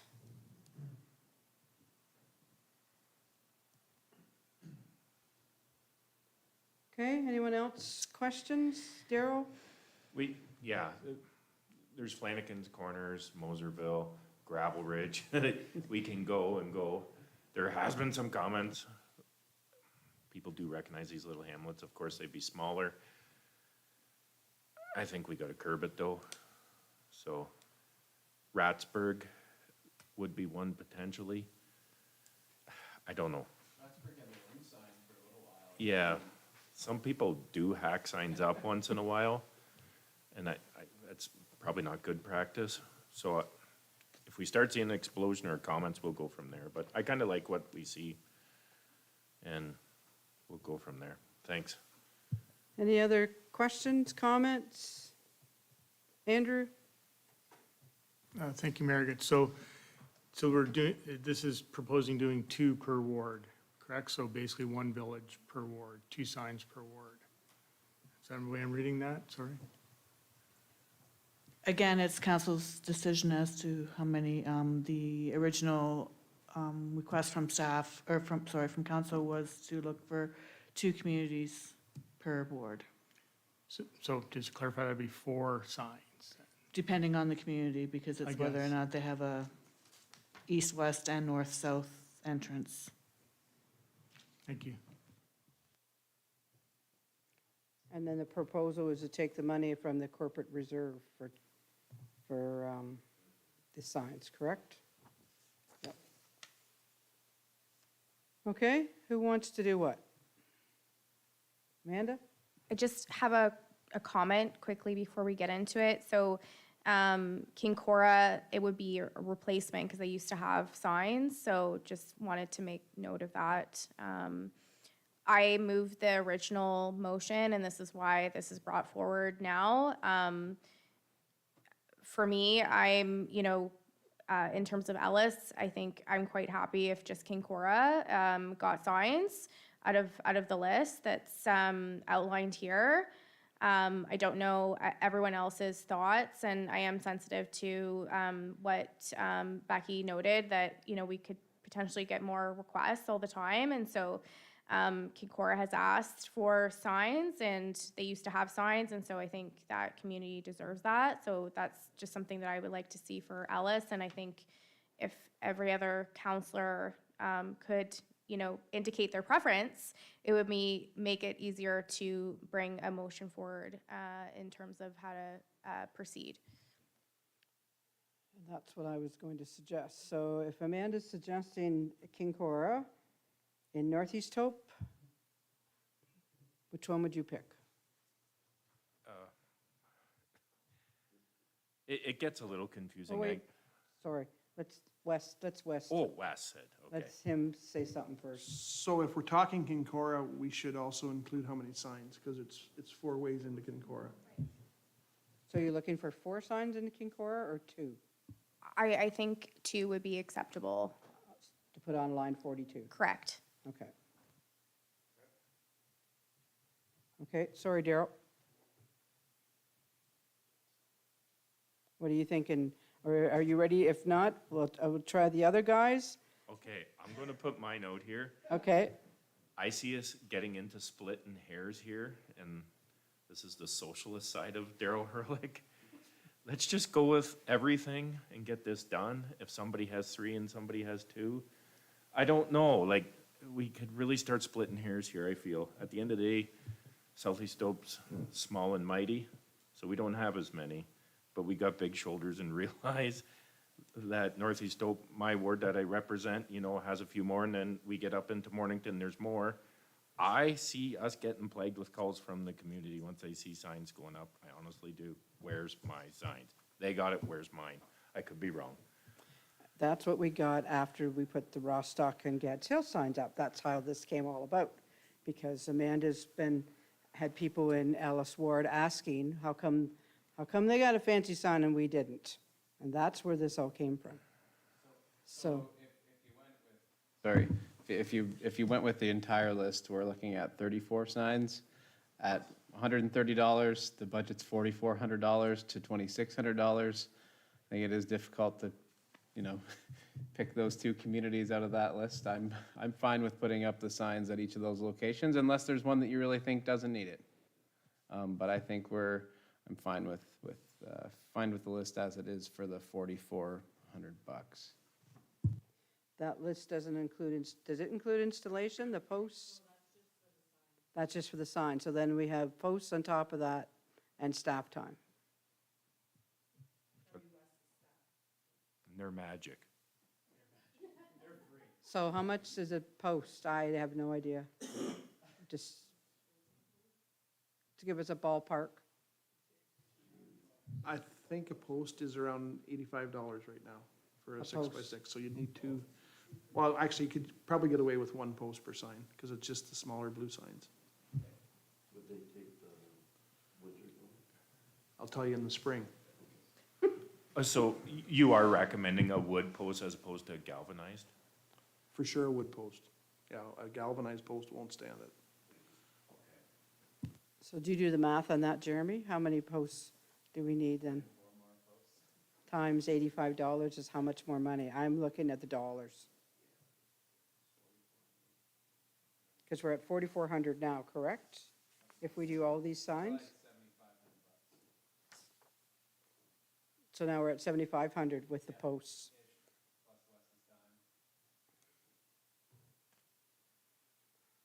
So what does council wish to do? Andrew?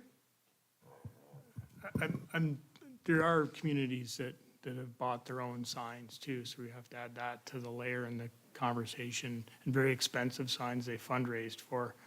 So at $130 a sign, I know it's not a big overall taxpayer issue. It doesn't even really hit on the radar.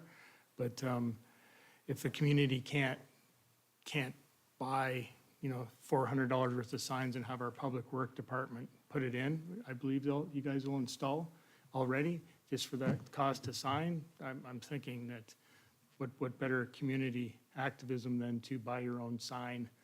So I'm thinking this is really gonna be a lot of work, a lot of staff time, and the money's not really there, but I like the idea, but I don't think I'm gonna support any of it. Okay, anyone else? So who wants to make what motion?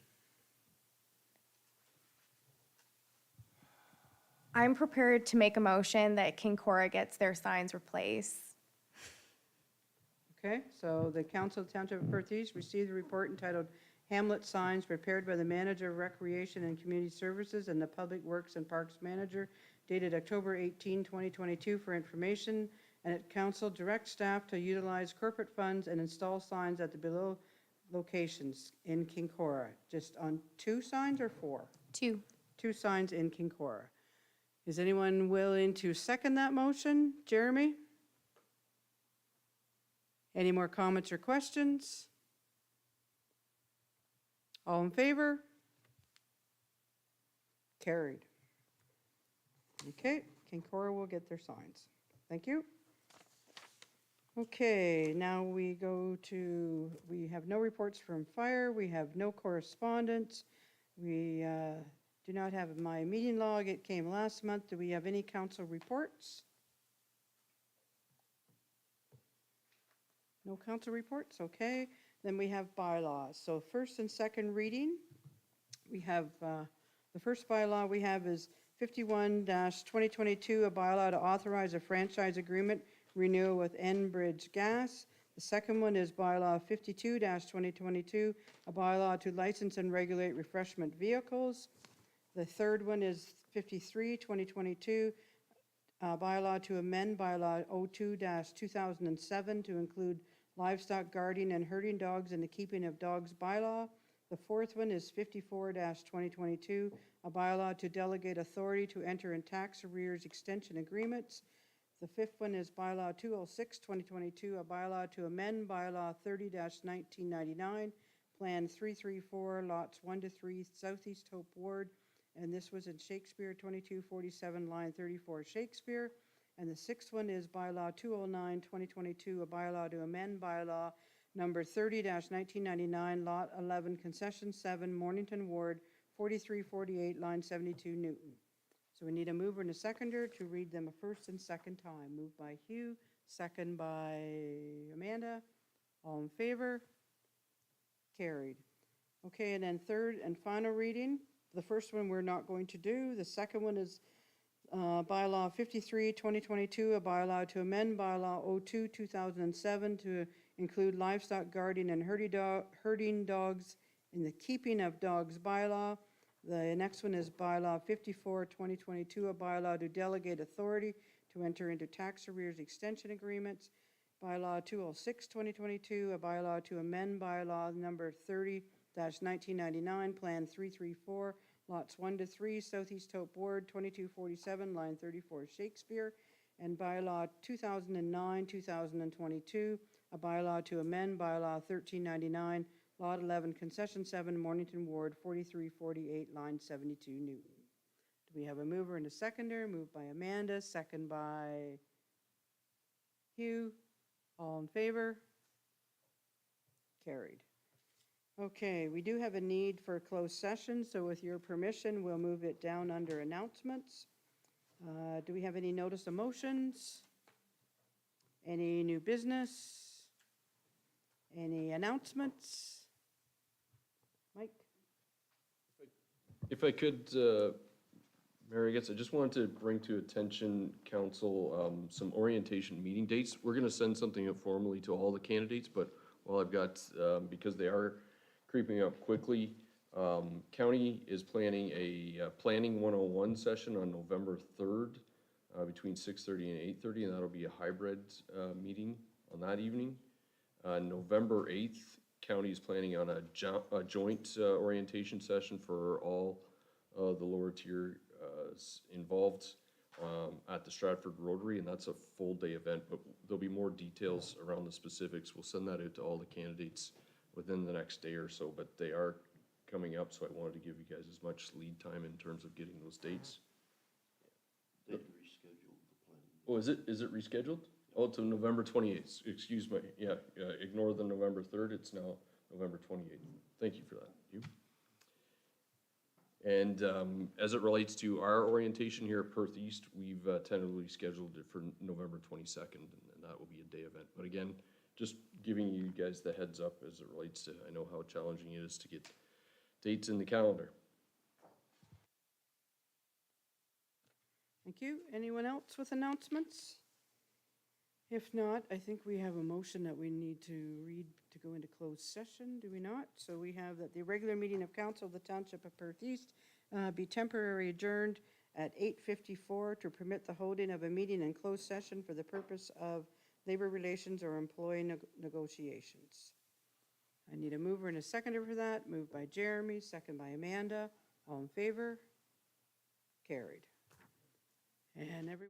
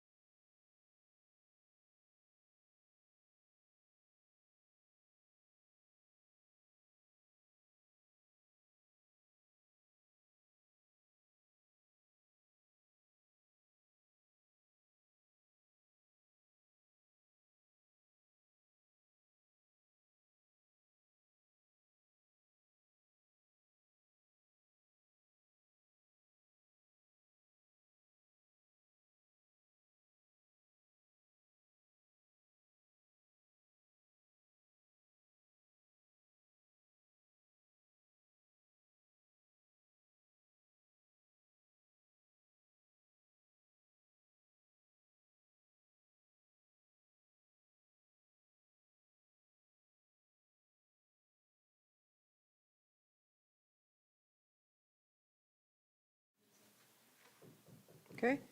That the Council of Township of Perth East rise from closed session and reconvene at the regular session at 9:43.